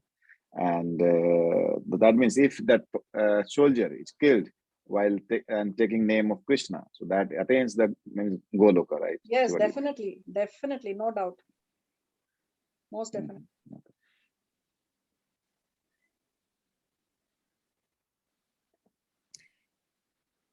and I had one more question. So we should not do like charity in the mode of goodness too, right? Like that also takes us to higher planets, but not Goloka. Yeah, as far as possible, we have to remain on the transcendental mode. But if not, at least mode of goodness. Definitely not passion and ignorance. That's the point. Right. So like if I'm giving like a charity to a foundation where I know that, you know, they're using it for poor people, and I know I remember you told me that it depends on what they become. So if they become like a bad person, then I have to take that karma. Yes. But then if they are like good people or they're like children or If they maybe, become but then devotees, if they become Vaishnavas, then you get benefit. But if they become criminals, then again you have to take so it's always safe to give it to Krishna conscious activities. right, it's yeah, because everything is in mode of goodness then, right? It's better to give it to Yes. Krishna conscious activity. Yeah, and if let's say you're giving donation to an orphanage, but in that orphanage they use your donation to feed meat to the orphans, Then it's yeah. then you have to take the karma. Yeah. So that way we cannot like give charity to any, I think, organizations, No, right? we have to Right be now. careful. No, definitely not. We have to be very, very careful as to where the charity is going and what the money is being used for. Right. And I've heard like ISKCON has hospitals, right? The Bhakti Vedanta hospitals. So so like do like if they charge that money, they are using it for Krishna's service, right? So now that becomes in the mode of transcendence, right? Yes, definitely, because they are providing an atmosphere where the devotees can give up their lives in Krishna consciousness. If you go to a regular hospital, the patient is left all alone in the ICU. They don't even keep the tulsi beads around your neck. You're not allowed anything, right? So even the tulsi beads are taken off, and there is no person, nobody is around the patient. But if this person is in a Bhaktivedanta hospital, then of course the tulsi beads are there. There are pictures of the Lord to help the person remember the Lord. There is kirtan. Kirtan is sung so that the sound vibration goes in the ears of the person. So they are helping people to remember the Lord at the time of death. So Right. it's different from a regular hospital. A Regular hospital. Yeah, it's that's why if you know that your loved one is in the last few days, it's better to bring the person home and to create an atmosphere where he can remember the Lord at the time of death, instead of allowing that person to die in the hospital, because in the hospital that atmosphere is not going to be created for that person. Right. Very true. Thank you. You're welcome. Mataji, I have a question regarding the period between Chaitanya Mahaprabhu and Srila Prabhupada. So Chaitanya Mahaprabhu gave his appearance in 15th century, correct? Yes, correct. Yes. And then Srila Prabhupada, his appearance, he gave his appearance in 19th century, correct? So between 15th and 19th century. No, Srila Prabhupada was he passed away only in 1979, the 20th century. 20th century. Yes. 20. So his 20th appearance century. was in 1900 something. 20. So 20th century, yeah. 20th century. So between that period of time,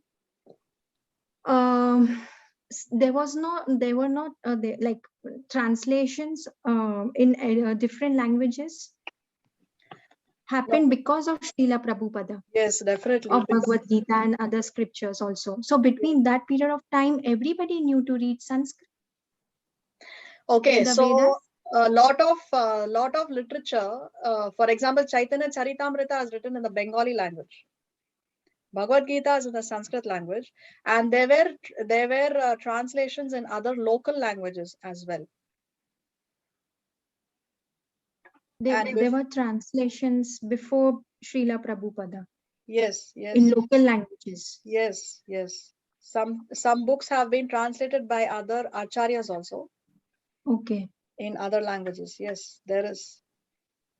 For example, Brahma Samhita was translated by English by the spiritual master of Srila Prabhupada, Srila Bhaktisiddhanta Saraswati Thakur, which Prabhupada got it published later under ISKCON. So there are some books that were translated in English and other local languages as well by the other acharyas. Yes. Okay. That's why Prabhupada did not translate the Brahma Samhita, because his spiritual master has already translated it. So if you see in our Veda base, the Brahma Samhita that is there, that English is not the kind of English that we see in Prabhupada's books. It's a different English. It's very, very high actually. That English, at least I cannot understand. It's very high English. So because there is one more generation, we are getting less intelligent. Every generation is less intelligent than the previous generation. So for me to understand my spiritual master is easier than me understanding Srila Prabhupada, because now there is a 2-generation gap. And me understanding Srila Bhaktisiddhanta Saraswati is out of the orbit completely. I cannot understand Srila Bhaktisiddhanta Saraswati. So there are other acharyas who have translated, but we have to take the knowledge from disciplic succession, from our guru, like that, because knowledge also always comes in the lineage. You have to take it from the disciplic succession. You just try to read Brahma Samhita from Veda base, you will understand what I'm trying to say. It's not easy to understand, although it's in English. Okay, thank you, Mataji. You're welcome. Mataji, can I ask you one question? Yes, Mataji. So recently somebody gave me a box. It has from 1 to 10 canto of Bhagavatam. They're red in color. And they're telling me that these are original books. And I asked them, then where are the rest? They said that Prabhupada could not translate them. So I was kind of confused, because I know there's 18 cantos, right? If I'm not mistaken.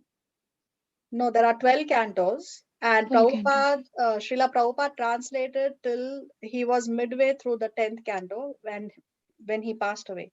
So the rest of it was translated by 3 of his disciples. Okay. Yeah, okay. So that's why if you read 11th canto, see, wherever Prabhupada ends, Prabhupada writes, thus I end the Bhakti Vedanta purports. Like that it is. But when you see 11th and 12th canto, it ends saying that servants of Bhaktivedanta end like that. That is written. So you will know whether it is translated by Prabhupada or no. Okay.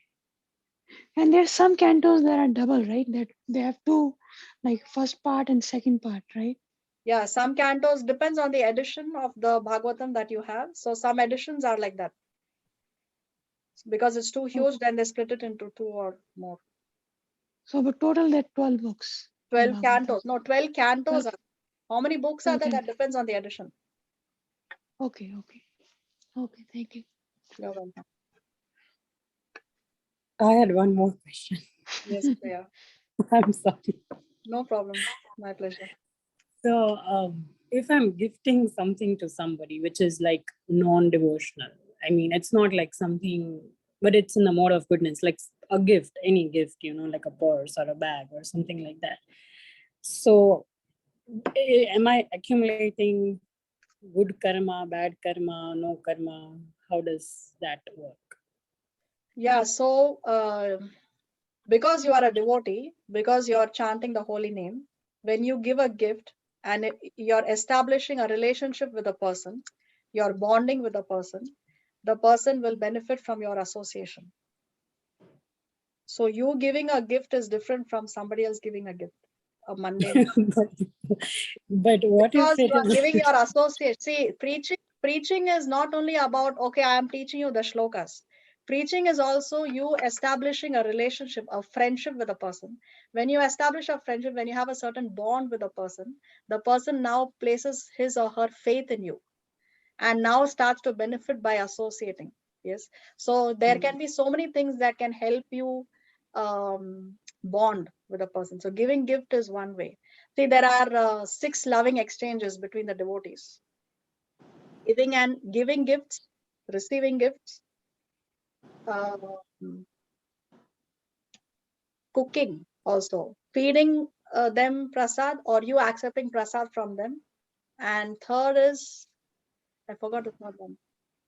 Giving and receiving gifts, exchange of prasad, and revealing your mind. You revealing your mind to them and they revealing your mind, they revealing their mind to you. So these are the 6 loving exchanges that can happen between devotees. So sending and giving gifts is one of them. Why not? It's a loving exchange. even if the person is not a devotee? But you are one. Mm. Yes.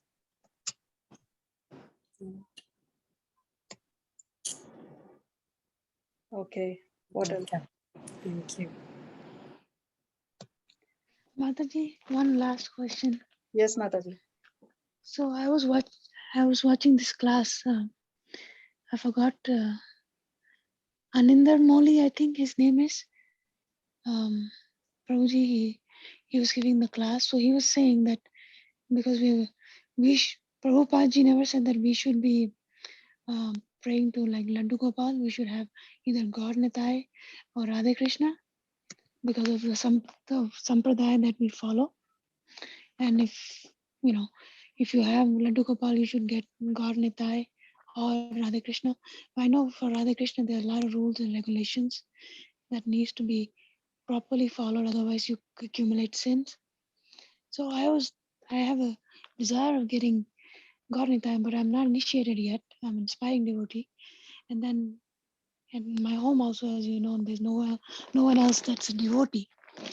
And that can cause some issues.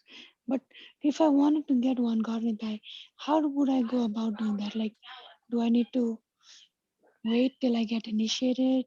No. And then ask? No, you don't have to wait for initiation to worship Sri Sri Gauranitai. Sri Sri Gauranitai are Parama Karuna. They are the most merciful incarnation. They are even more merciful than Krishna. You can worship. You don't have to wait for initiation to worship them. You can worship them right now. Why not? So I can just buy if I buy online, and like how do I install them? Is there a special way or there's some puja? I don't know. Okay, so we don't usually install the deities like the deities are installed in a temple, because in the house we cannot maintain the standards that we maintain in the temple. Correct. Right? So therefore, at home, the standard that we follow in the house you fix, because you are worshipping your home deities, according to your circumstances, you can set a particular standard as to how many times in a day you're going to worship them, how many times are you going to change their clothes, how many meals are you going to offer to them in a day. So you set your standard according to your circumstances, because they are your home deities. But once you fix the standard, then as far as possible, you have to at least maintain the same standard. That is important. Don't let the standard come down. Okay, so right now, I have Laddu Gopal, and then they were saying in the class that if you have Laddu Gopal, you should get small Radharani, you know. Well, these details about deity worship, actually, I'm not the right person for you to ask. I really don't know. And I have not researched so much on this subject matter. But if somebody has said something, then you can request the person to show you the Shastric reference for the same. That much you can do, right? And then when you read it yourself, then you can be convinced. Okay, do you know Agmon? What's his name?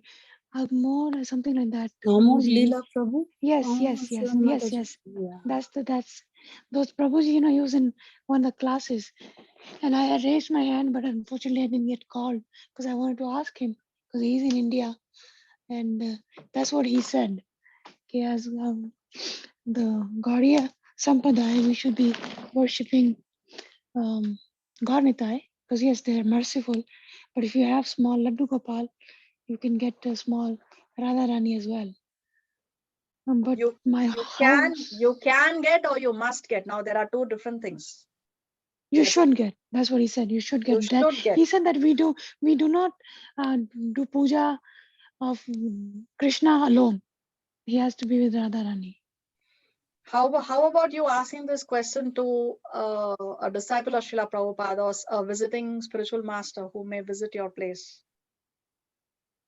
Yeah, I don't know when that will happen, but because I feel like I'm accumulating sins because of my health. Sometimes I cannot do bhoga 2 times, so I do maybe fruit once and then I cook, but sometimes only 1 time. It just, I feel like I'm accumulating sins or I'm doing something wrong because my health is just going down day by day, and I'm not able to.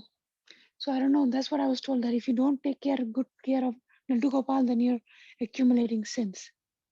No, you have to always differentiate between home deities and temple deities, Shivani. Home deities, the person at home, they set the standard. This has been my understanding from the spiritual masters who I visited today. The home deities, the standard is set because they are not installed. You see, Correct. it's not like a temple deity where there is this high standard of worship. At home, everybody has different situations. So you are worshipping to the best of your situation. Don't worry. Krishna sees your intentions. He See, who sorry to interrupt knows you. your situation better. He's right there in your heart, isn't it? Right. But see, in the class they were saying like, जैसे भगवान को आप घर में रखते हो, उनकी पूजा करते हो, and then he was giving examples. There are people who don't clean or change clothes and don't feed, and तो फिर जैसे भगवान आते हैं वैसे भगवान चले भी जाते हैं, and then you're doing sins on top of that.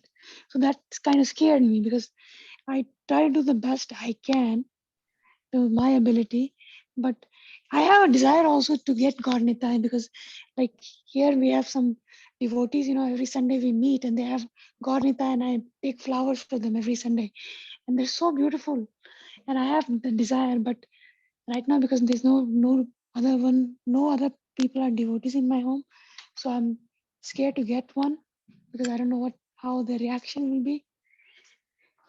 So yeah, that's no, what I want to the ask. home situation, of course, family, and if there is a clash, then yeah, that you have to see your situation. But as far as worshipping is concerned, don't worry. You can worship them. Don't worry about that.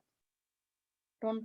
God and Nitai never take offenses. They never accept any offenses. Only if we commit any offenses, also they don't accept any offenses. They are so merciful. So where is the question of committing offenses to them? They don't take any offenses. So if I get a God Nitai, I can still keep my Laddu Gopal, right? Yes, definitely. Why not? And if somebody else gives me like my sister or someone gives me a God Nitai they have, it's okay to accept that? Yes, why not? You accept it if you want, if you're ready to take the responsibility, of course. Okay. Okay. Okay. Thank you, Mataji. Hare Krishna. Hare Krishna. What else do we need to discuss? Are we meeting next week, Mataji? Yes, actually, I almost had to suspend the next week's class because somebody wanted to do a home program here in Santiago and requested me to do it on a Saturday. And I said, okay, fine, I will do it if there is no other day. But then Krishna's arrangement was that now she is not able to do it on a Saturday, even though she wanted to, because of her own circumstances. So her program is now on a Sunday. So we will meet on Saturday and her program is on a Sunday. So yes, definitely we will meet. Haribol. Krishna willing. Okay. Anything else?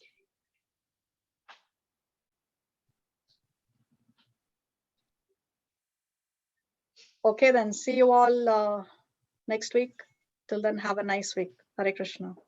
Hare Krishna. Hare Krishna. Hare Krishna. Hare Hare Krishna.